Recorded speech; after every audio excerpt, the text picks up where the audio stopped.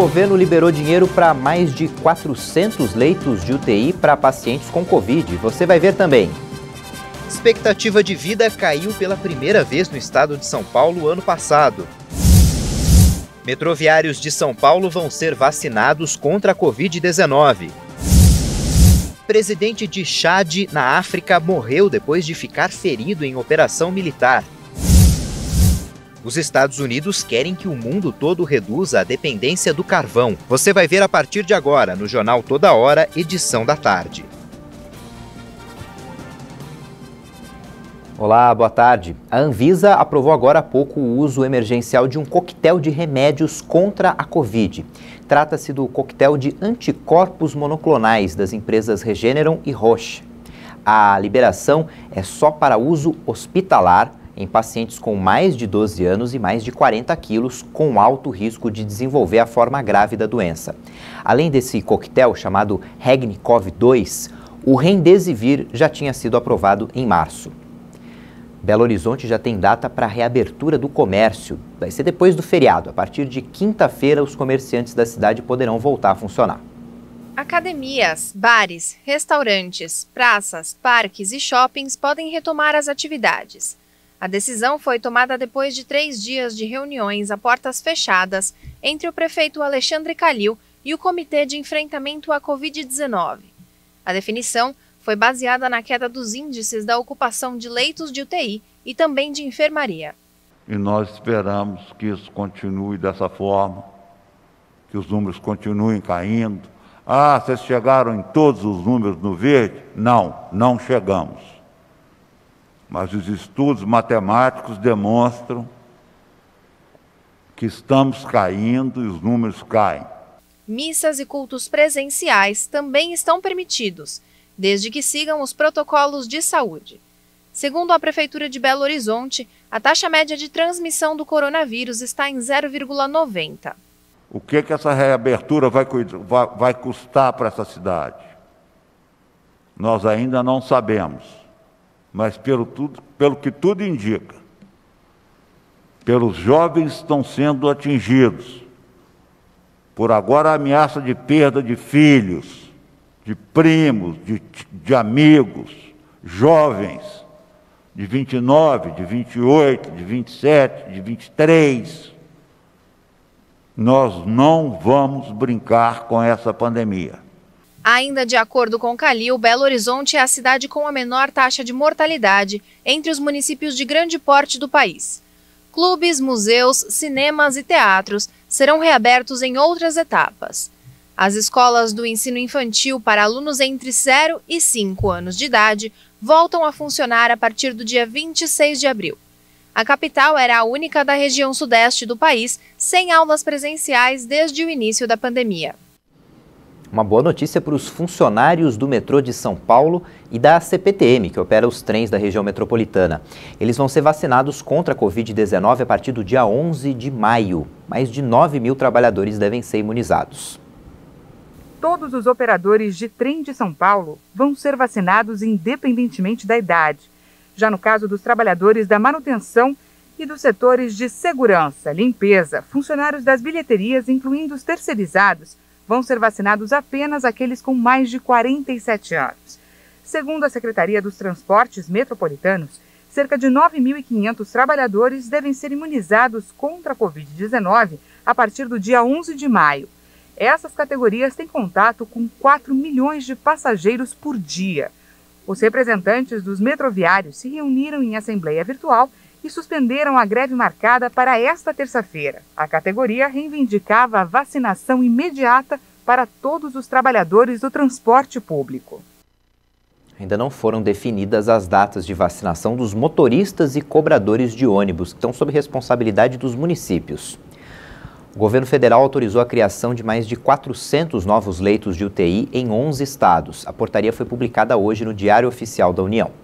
O Ministério da Saúde liberou recursos para custear 411 novos leitos de unidade de terapia intensiva para atendimento exclusivo de pacientes com a Covid-19.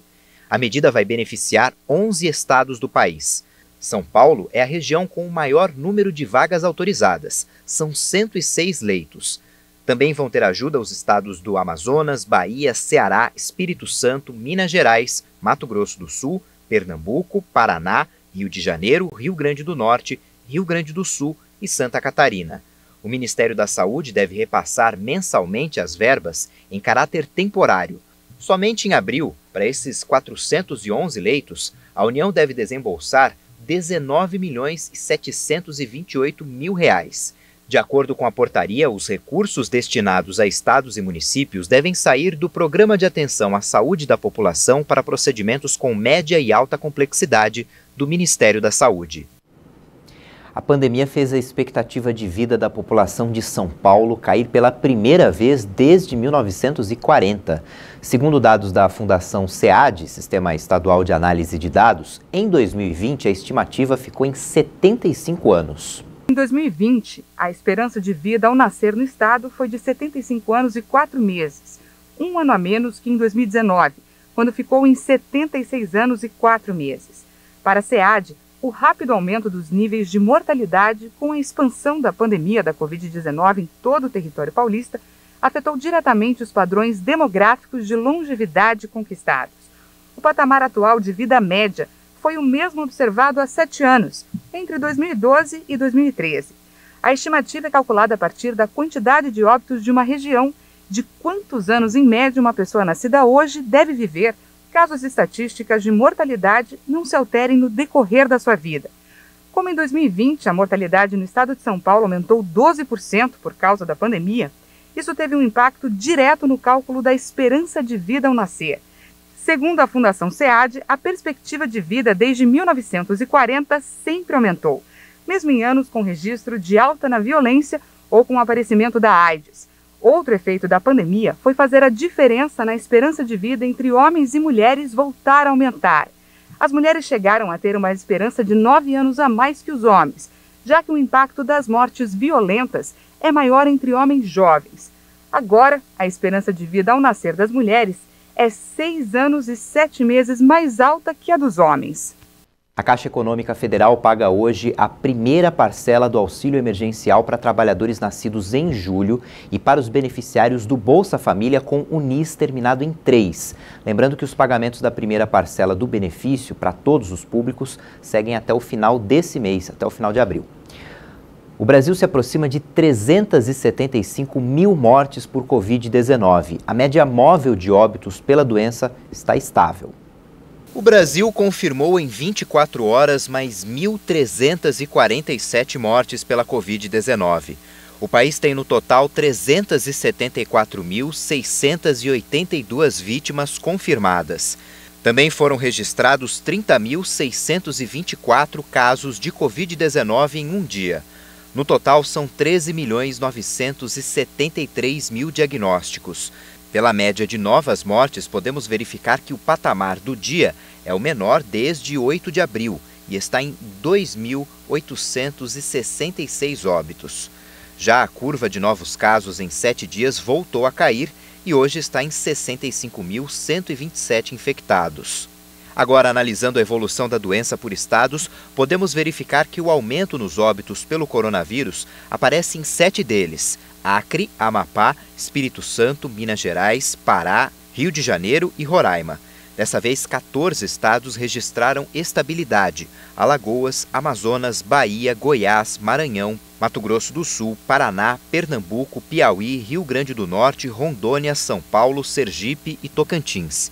E em queda aparecem 6 unidades da federação: Ceará, Distrito Federal, Mato Grosso, Paraíba, Rio Grande do Sul e Santa Catarina.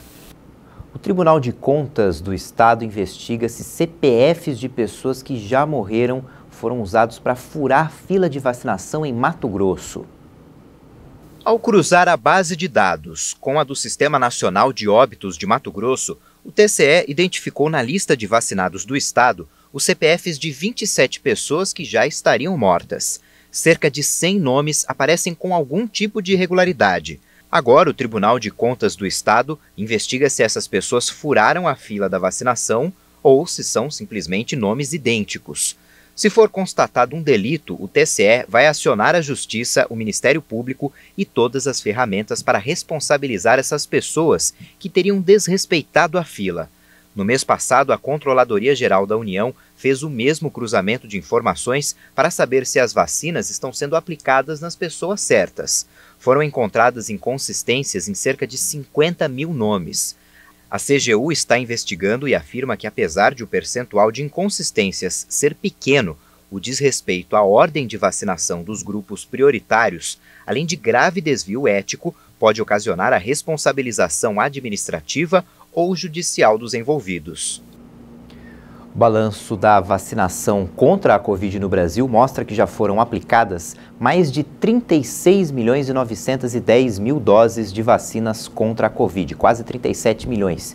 Segundo o Ministério da Saúde e as secretarias estaduais, até o momento, mais de 26 milhões e 700 mil pessoas foram imunizadas com a primeira dose da vacina, o que equivale a 12,61% da população. Mas é bom lembrar que no caso das vacinas de Oxford e da Coronavac, aplicadas no Brasil, são necessárias 2 doses para a imunização completa. Mais de 10 milhões e 200 mil pessoas já receberam a segunda dose. Muitos pacientes que tiveram Covid têm apresentado perda do olfato e paladar como sequela, mas um tratamento desenvolvido em Campo Grande, Mato Grosso do Sul, está registrando resultados positivos. Vamos ver na reportagem. O protocolo que envolve a aplicação de laser e kit de cheiros é usado hoje em várias partes do Brasil, mas o pioneirismo é daqui de Campo Grande. Nessa doença do Covid, as pessoas perdem o olfato e o paladar e já existe um protocolo do Conselho de Otorrinolaringologia com alguns cheirinhos que o paciente deve levar para casa e fazer esse estímulo. O que nós fizemos? Nós associamos essas duas habilidades, essas duas ciências, com o uso da técnica da aplicação do laser, mais o treino olfativo para esses pacientes e tem dado uma resposta muito positiva. Na demonstração, a fonoaudióloga aplica o laser e usa o tubo com cheiros, como de café, tangerina, mel. No Covid, existe uma inflamação do nervo olfativo. A doença acomete o nervo olfativo e as papilas gustativas. E o que acontece? O laser, ele modula, ele regenera, ele prolifera células sadias, aumentando a capacidade sensorial novamente. Conforme a Sociedade Brasileira de Otorrinolaringologia, 80% dos pacientes de Covid tiveram perdas gustativas e olfativas. A metade deles voltou a sentir cheiro e gosto no decorrer do tempo e 10% podem ter perdas definitivas. Existem muitos pacientes, por falta de informação, que está vindo depois de 6, 8 meses de sequela, e aí é mais difícil, precisa fazer mais vezes. Quanto mais cedo vier, mais chance de ter 100% de recuperação. O paciente ainda leva para casa kits com cheiros e uma tabela para marcar a evolução dos sentidos no decorrer do tratamento. Flávia teve perda de olfato e paladar. Quando eu tive Covid, que foi recentemente, há um mês atrás, eu perdi completamente o cheiro e o gosto, 100%, não sentia nada. Na primeira sessão, os resultados já apareceram. Foi algo fantástico e depois foi melhorando e na terceira sessão praticamente eu voltei a sentir o cheiro e o gosto de tudo. Ficar sem sentir cheiro e sem sentir gosto é muito ruim mesmo. Depois do intervalo, você vai ver que o presidente de um país africano morreu depois de ser ferido em uma operação militar. A gente traz os detalhes daqui a pouco.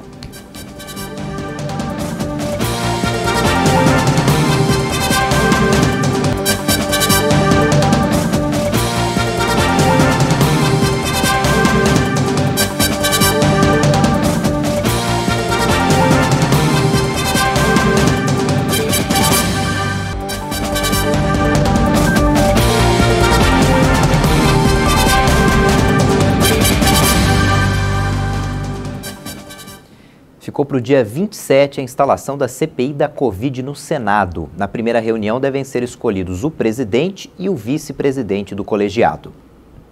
A convocação da primeira reunião da Comissão Parlamentar de Inquérito da Covid foi confirmada pelo senador Otto Alencar, que também vai conduzir a eleição da mesa. No encontro, os 11 membros titulares devem eleger o presidente e o vice-presidente do colegiado. A maior parte dos integrantes da CPI já fechou acordo para que a presidência fique com Omar Aziz e a vice-presidência com Randolph Rodrigues, que é um dos autores do pedido de criação da comissão. A CPI da Covid foi criada para investigar ações do Executivo, estados e municípios durante a crise sanitária. O presidente do Senado, Rodrigo Pacheco, assinou um ato com as regras específicas para a reunião de instalação da CPI. As normas levam em conta o grave momento da pandemia no país. Com isso, os senadores vão poder participar das discussões de forma virtual. Mas para a eleição do presidente e do vice, os integrantes da CPI devem comparecer ao Senado. Algumas urnas vão ser colocadas do lado de fora do plenário e na garagem do Senado, para a modalidade drive-thru. Após a instalação, vai caber ao presidente da CPI e seus integrantes definir como o colegiado deve funcionar. Um acordo entre o governo venezuelano e o Programa Mundial de Alimentos das Nações Unidas vai disponibilizar alimentos a milhares de crianças. O programa vai proporcionar comidas escolares nutritivas a meninos e meninas, particularmente nas escolas de educação pré-escolar e especial. Quero agradecer o esforço que se ha hecho por este passo que estamos dando, firmando. Quero agradecer o esforço feito por este passo que estamos dando, assinando este acordo para levar adiante programas de apoio alimentar, assistência alimentar a meninos e meninas da educação básica. A los niños y niñas de la educación inicial. O orçamento anual previsto é de 190 milhões de dólares, o equivalente a mais de R$1 bilhão, e faz parte do Plano de Resposta Humanitária para a Venezuela das Nações Unidas. A operação vai beneficiar até 185 mil crianças até o final do ano e espera proporcionar refeições diárias a 1,5 milhão de estudantes até o final do ano escolar 2022-2023. A Venezuela está na pior crise econômica da história do país, com hiperinflação, 7 anos de recessão e sanções financeiras encabeçadas pelos Estados Unidos para tirar Maduro do poder. Vamos falar de meio ambiente. Os Estados Unidos vão pressionar as nações do mundo todo para que reduzam a dependência do carvão. Nesta segunda-feira, o secretário de Estado americano Antony Blinken destacou o papel do país em liderar o movimento. Se a América não liderar o mundo no enfrentamento da crise climática, não sobrará muito do mundo. Se tivermos sucesso, aproveitaremos a maior oportunidade para criar empregos de qualidade em gerações, construiremos uma sociedade mais equitativa, saudável e sustentável e protegeremos este magnífico planeta. O secretário de Estado disse que os diplomatas americanos vão desafiar as práticas dos países cuja ação ou inação são vistos como retrocesso, citando o uso de carvão e desmatamento de grandes proporções. No discurso, Blinken ainda falou sobre a disputa com a China para liderar o setor de energia renovável. É difícil imaginar os Estados Unidos vencendo a competição estratégica de longo prazo com a China se não pudermos liderar a revolução da energia renovável. Agora estamos ficando para trás. A China é o maior produtor e exportador de painéis solares, turbinas eólicas, baterias e veículos elétricos. Apesar da China ter prometido se tornar neutra em carbono até 2060, o país avançou na construção de usinas de carvão. O carvão é a forma mais suja de energia, mas também um tema político particularmente sensível tanto na China, maior emissor mundial de gases de efeito estufa, quanto nos Estados Unidos. O avião com 20 diplomatas tchecos expulsos da Rússia chegou ontem a Praga, capital da República Tcheca. 18 diplomatas russos, identificados pelos serviços de informação tchecos como espiões, tiveram de deixar Praga. O governo tcheco assegurou no fim de semana que, segundo o informe dos serviços de inteligência, agentes do Serviço de Informação Militar russo estiveram envolvidos na explosão de um depósito de munições no leste da República Tcheca em 2014. Nesta segunda-feira, o governo tcheco anunciou o descarte da empresa pública russa Rosatom de uma licitação de bilhões de euros para ampliar uma usina nuclear. Também afirmou que não comprará a vacina Sputnik, em pleno enfrentamento diplomático com Moscou. A possibilidade de comprar a vacina russa está na origem da agitação no cenário político tcheco. Há uma semana, a presidência do país anunciou a demissão do ministro das Relações Exteriores, Tomáš Petříček, que se opôs à compra desta vacina sem a luz verde da Europa. Morreu aos 68 anos o presidente do Chad, país africano. Ele estava no poder há 30 anos e não resistiu aos ferimentos que sofreu durante uma operação militar contra os rebeldes no norte do país no fim de semana. É tensa a situação no Chad. O exército informou que o presidente do país, Idriss Déby Itno, que estava no poder há 30 anos, morreu em decorrência dos ferimentos que sofreu durante uma operação militar contra os rebeldes no norte do país, realizada no fim de semana. Em um comunicado, o general Azem Bermandour Agona afirmou que Itno defendeu a integridade territorial no campo de batalha. Deb, de 68 anos, militar de carreira, chegou ao poder em 1990 após um golpe de Estado. Ele havia acabado de ser reeleito para um novo mandato de 6 anos, com quase 80% dos votos, segundo os resultados parciais publicados na segunda-feira. Ministros e oficiais de alta patente haviam informado que o chefe de Estado compareceu no sábado e domingo à frente de batalha. O exército enfrentava os rebeldes, que iniciaram uma ofensiva a partir de sua retaguarda na Líbia no dia das eleições, em 11 de abril. Os rebeldes informaram em um comunicado que Deb foi ferido, mas a notícia não havia sido confirmada oficialmente. Também na segunda-feira, o exército afirmou ter matado mais de 300 rebeldes e disse que 5 soldados morreram em combate. A direção do Partido Democrata Cristão Alemão declarou apoio a Armin Laschet em uma votação interna. O campo conservador da Alemanha tenta resolver uma crise sobre a sucessão de Angela Merkel. O CDU é o partido da chanceler da Alemanha. A direção federal da sigla, após 6 horas de reunião, decidiu a favor da candidatura de Laschet contra a do popular líder bávaro Markus Söder. Laschet é um moderado, partidário da continuidade centrista de Merkel. Apesar da perda de força nas pesquisas, o Partido Democrata Cristão Alemão continua liderando as sondagens, com quase 28% das intenções de voto contra 22% dos verdes. As eleições legislativas estão marcadas para 26 de setembro.